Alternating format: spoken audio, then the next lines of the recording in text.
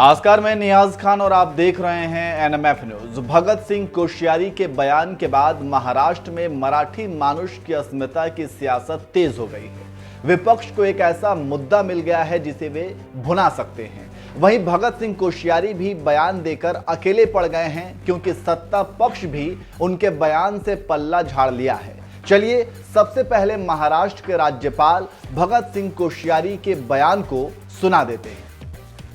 कभी कभी मैं यहाँ लोगों से कहता हूँ महाराष्ट्र में कि भाई महाराष्ट्र में विशेष करके मुंबई ठाणे यहाँ से गुजरातियों को निकाल दो और राजस्थानियों को निकाल दो तो तुम्हारे यहाँ कोई पैसे बचेगा ही नहीं। ये राजधानी जो है जो कहलाती है आर्थिक राजधानी कहलाएगी नहीं। सुना आपने, भगत सिंह कोश्यारी ने कार्यक्रम के दौरान कह दिया कि अगर गुजरातियों और राजस्थानियों को महाराष्ट्र खासकर मुंबई ठाणे से हटा दिया जाए तो कोई पैसा नहीं बचेगा, इस शहर को आर्थिक राजधानी नहीं कहा जाएगा। वहीं इस बयान को मराठियों के अपमान से जोड़कर देखा जा रहा है और सभी नेता इससे अपना पल्ला झाड़ते हुए नजर आ रहे हैं। दरअसल हुआ कुछ यूं कि कोश्यारी ने जैसे ही यह बयान दिया तो महाराष्ट्र में विपक्षी शिंदे सरकार को घेरने लगे। खासकर राज ठाकरे और संजय राउत के अलावा कई नेताओं ने सरकार को घेरते हुए कोश्यारी के बयान पर शिंदे सरकार से जवाब मांग लिया। वहीं बवाल बढ़ता देख पहले तो शिंदे ने सफाई दी और अब महाराष्ट्र के पूर्व मुख्यमंत्री और मौजूदा डिप्टी सीएम देवेंद्र फडणवीस ने भी सफाई देते हुए कह दिया कि मैं राज्यपाल के बयान से सहमत नहीं हूं। राज्यपालजींच्या विधानाशी आम्ही सहमत नाही। महाराष्ट्राच्या विकासामध्ये आणि वाटचालीमध्ये मराठी माणसाचं जे कार्य आहे, जे श्रेय आहे ते सर्वाधिक आहे आणि उद्योगाच्या क्षेत्रात देखील मराठी माणसाने जी प्रगती केली आहे, आज ती जगभरामध्ये मराठी माणसाचं नाव झालेलं आहे।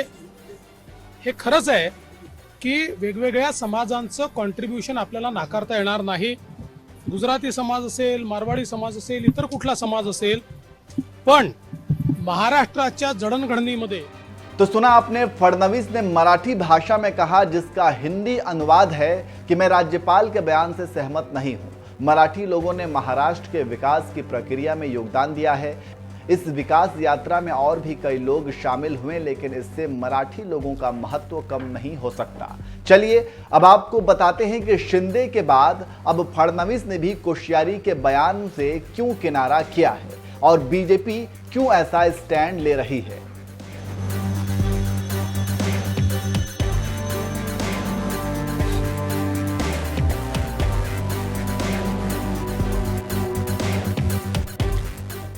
दरअसल महाराष्ट्र के हर चुनावी लड़ाई में, चाहे वो स्थानीय निकाय चुनाव हो या फिर विधानसभा लोकसभा चुनाव, इसमें सभी राजनीतिक दलों ने अपने फायदे के लिए मुंबई या मराठी लोगों के मुद्दों का इस्तेमाल करने की कोशिश की है।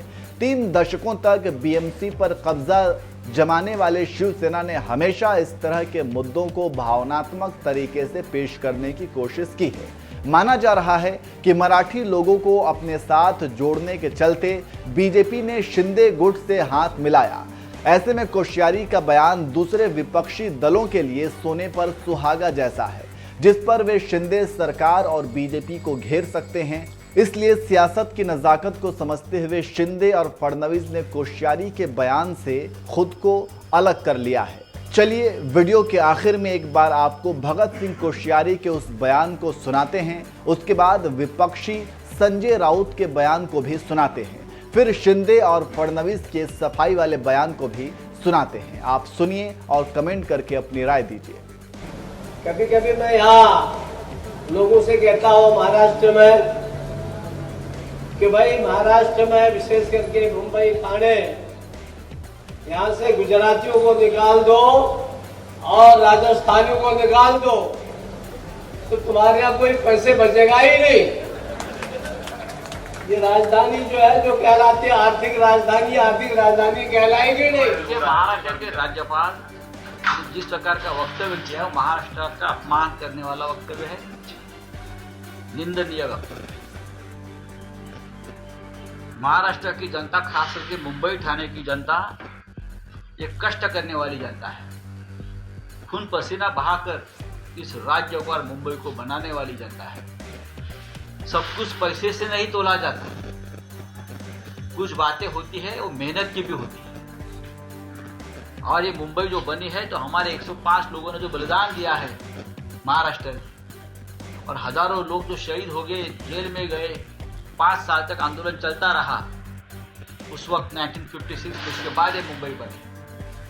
राज्यपाल महोदय को इतिहास के बारे में शायद जानकारी नहीं है। भारतीय जनता पार्टी और राज्य के मुख्यमंत्री ने राज्यपाल की इस वक्तव्य का निंदा करनी चाहिए, कड़ी निंदा करनी चाहिए, और केंद्र को तुरंत ये मांग करनी चाहिए कि राज्यपाल को वापस बुलाए। बार बार इस प्रकार के वक्तव्य हमारे राज्यपाल करते हैं। कभी सावित्रीबाई फुले का अपमान होता है, शिवाजी महाराज का अपमान होता है, महाराष्ट्र का अपमान होता है। हमारे राज्य के मुख्यमंत्री इस वक्त तक उनका कोई अब तक वक्तव्य नहीं आया है। पूरे महाराष्ट्र में गुस्सा है एक प्रकार, लेकिन अब तक वक्तव्य आया नहीं है। और महाराष्ट्र इंतजार कर रहा है कि आप कितने स्वाभिमानी हो, ये आप दिखाइए।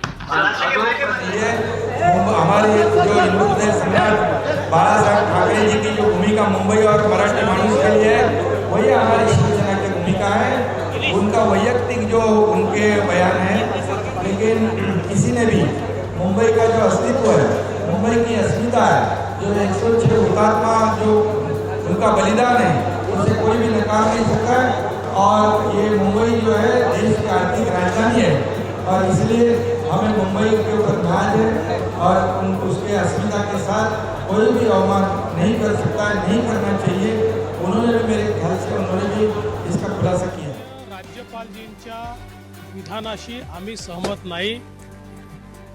महाराष्ट्राच्या विकासामध्ये आणि वाटचालीमध्ये मराठी माणसाचं जे कार्य आहे, जे श्रेय आहे, ते सर्वाधिक आहे। आणि उद्योगाच्या क्षेत्रात देखील मराठी माणसाने जी प्रगती केली आहे, आज ती जगभरामध्ये मराठी माणसाचं नाव झालेलं आहे। हे खरंच आहे की वेगवेगळ्या समाजांचं कॉन्ट्रीब्युशन आपल्याला नाकारता येणार नाही। गुजराती समाज असेल, मारवाडी समाज असेल, इतर कुठला समाज असेल, पण महाराष्ट्राच्या जडणघडणीमध्ये मराठी माणसापेक्षा मराठी उद्योजक असतील, मराठी साहित्यिक असतील, मराठी